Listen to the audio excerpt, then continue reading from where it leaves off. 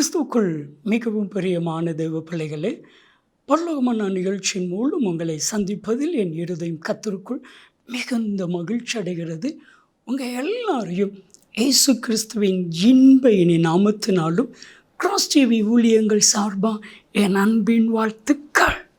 இன்றைய பரலோகமன்னா, கலங்காதே, கர்த்தர் உன் பக்கம் இருக்கிறார். இன்னைக்கு எல்லாருடைய இருதயத்தில் கலக்கம் எப்போ வரும் தெரியுமா? என் பக்கம் ஒருத்தருமே இல்லையே, எனக்குன்னு சொல்லி யாருமே இல்லையே அப்படின்னு நம்மளுடைய இருதயம் தவிக்கும் பொழுது நம்மளையும் அறியாமல் நம்முடைய இருதயம் கலங்கும். ஆனால் இன்றைக்கி உங்களை ஒவ்வொருவரையும் பார்த்து சொல்கிறாரு, உன் பக்கம் யார் இருக்கிறாங்களோ இல்லையோ, என் அன்பு மகனே, என் அன்பு மகளே, நான் இருக்கிறேன். மோசேயுடைய ஜெபத்தை பார்க்கும் பொழுது சங்கீதம் 91:7 வாஸ்து பாருங்க. உன் பக்கத்தில் 1000 உன் வலதுபுறத்தில் 10,000 வந்தாலும் அது உன்னை அணுகாது. ஏன் தெரியுமா? உங்கள் பக்கம் கர்த்தர் இருக்கிறாரு. உங்கள் பக்கம் கர்த்தர் இருக்கும் பொழுது 1000 16,000 பிரச்சனைகள் வந்தாலும் அது உங்களை ஒன்றும் செய்ய முடியாது.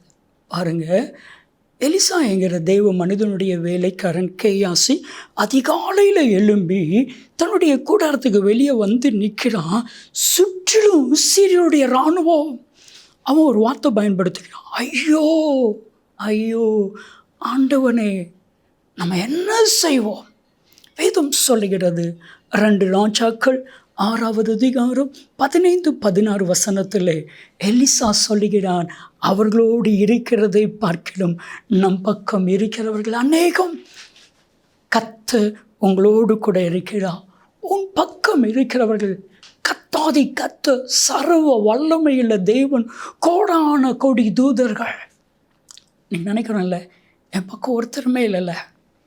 ஒரு நாள் ஒரு தங்கச்சி கண்ணீரோடு என்கிட்ட சொல்லும் பொழுது சொன்னாங்க, அண்ணன், திருமணமாகி 5 வருஷம் ஆச்சு. என் கணவர் என்னை தினமும் அடிப்பார். அவர் சொல்கிற வார்த்தை, உன்னை அடித்தா கேட்குறக்கு உன் பக்கம் யார் இருக்கிறா? ஆனால் என் பக்கம் யாருமே இல்லை. வயசான அம்மா, வயசான அப்பா, அண்ணனோ தம்பியோ தங்கச்சியோ யாரும் இல்லை. நான் ஜெபிக்கும் பொழுது கத்த சொன்னேன், கத்த உன் பக்கம் இருக்கிறா. சில மாதத்துக்குள்ளே ஆண்டோடைய கிருபையினால் ஒரு எக்ஸாம் எழுதுறதுக்கு கர்த்தர் அவளுக்கு ஒரு வாய்ப்பை கொடுத்தா. போஸ்ட் ஆஃபீஸில் நல்ல பணியை கற்றுக் கொடுத்தா. இப்போ இவ பக்கம் ஒரு வேலை இருக்குது. இப்போ அவளை தொடரதே இல்லை. என் அன்பு தெய்வ பிள்ளைகளே, இன்னைக்கு உங்கள் பக்கம் யார் இல்லைன்னு நினைக்கிங்கள? உங்கள் பக்கம் கர்த்தர் இருக்கிறார்.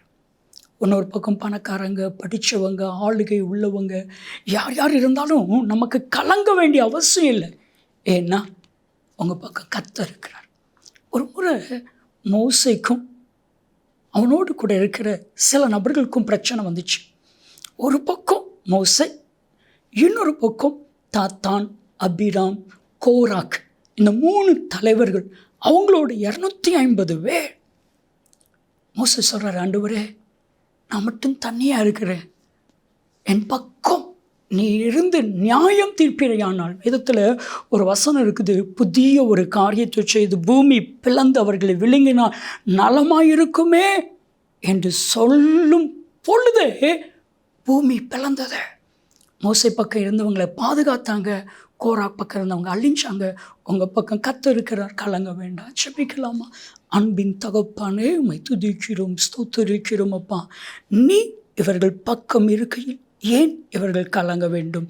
நன்மையும் கிருபையும் உண்டாகட்டும். இயேசுவின் நாமத்தில் ஜெபிக்கிறோம் ஜீவனுள்ள பிதாவே, ஆமென்.